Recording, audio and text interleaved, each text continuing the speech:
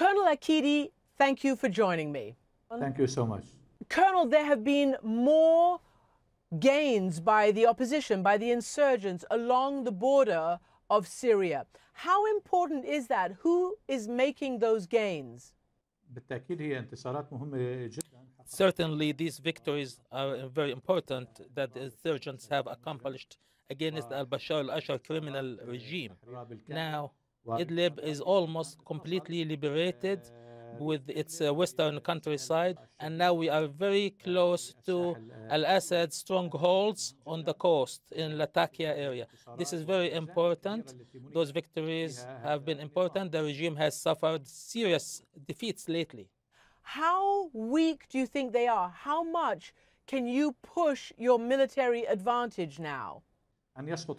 From the beginning, we said that this regime is doomed to failure. Now the regime only controls 20% of Syria, only some parts of the capital city of Damascus, some parts of the coast, and that's all the regime controls. Colonel, as you continue to fight against the regime, how important is this safe zone that the United States and Turkey are talking about in northern Syria? That buffer zone is very important. The importance is more of a humanitarian nature than military nature. We just want the refugees to go back. Those who left their homes because of the barrel bombs and the ballistic rockets and the chemical weapons that the regime used.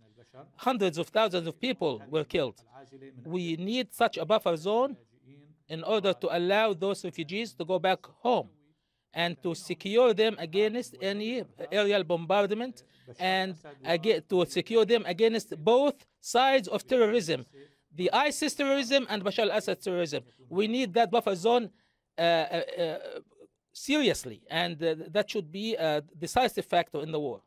You say it's more important in a humanitarian way, but both Turkey and the United States, senior officials, the Prime Minister of Turkey and a senior State Department official have told me that it will also be used to arm and train the opposition forces. Have you been contacted by anybody in this regard?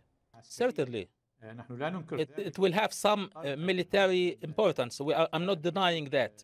It will be important to drift away terrorists from the Syrian-Turkish border, and that will allow us a safe haven where we could train and we could prepare to fight that regime. You are commander of the FSA for Aleppo. Who's fighting for Aleppo right now? Who's in control? We are fighting fierce battles against Bashar al-Assad's regime and ISIS as well. We fight both parties. This is a huge step that we have accomplished, and we are approaching the total and full liberation of Aleppo from both Bashar al-Assad and ISIS. How long do you think that will take? And can you tell me whether you are aligned with other groups, such as the Fatah group or al-Nusra or other groups who are fighting against the Assad regime? First, regarding the duration of the battles, that will depend on the international support. If we start getting serious international support and there is a no-fly zone and a buffer zone, then we can very rapidly accomplish victory and defeat that regime and ISIS as well. This is for sure, if such support comes in. As for the Fatah army, the Fatah army contains many factions, and also FSA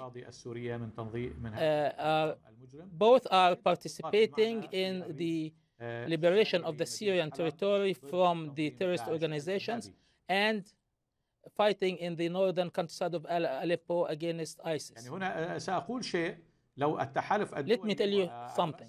If the international coalition headed by the USA, which we have been asking for 3 years for support, if they give us enough support, if they support the FSA and the moderate military factions, including the military councils, then there would be no terrorists in Syria whatsoever. There will only be the FSA.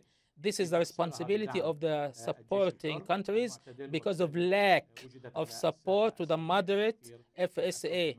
So my final question, do you trust the United States right now to make good on what they're saying, that this safe zone, this no-fly zone, whatever it's called, the buffer zone, will actually be used to arm and train people such as yourself, moderate opposition?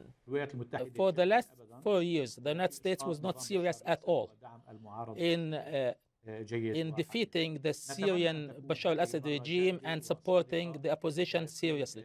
Now this time, we hope there will be a change of heart. The US will be serious about ending this tragedy for the Syrian people, and we hope also the US will be helping us rebuilding new Syria, Syria of rule of law, Syria of diversity, and we can live in a peaceful country. Colonel Akidi, thank you very much for joining me. شكرا لكم. Thank you.